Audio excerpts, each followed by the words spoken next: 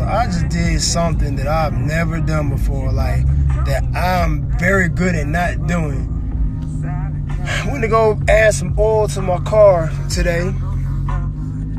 You know what I'm saying? I went to work, part-time gig, Papa John's, whatever.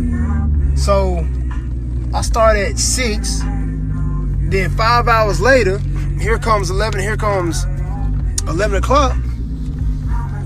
My car starts running funny. So I'm like, all right, something tripping. What the hell going on? Now, mind you, this is 5 hours later. Decided to go finally look up on the hood because my car keeps surging.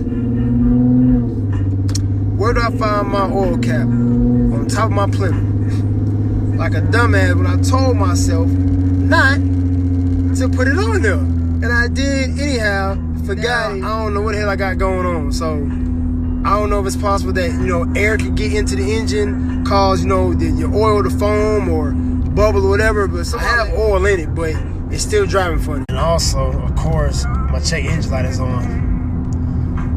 This is probably only the second time ever I've had a car for 2 years that the check engine light has ever come on. Oh man, junk light makes my skin crawl.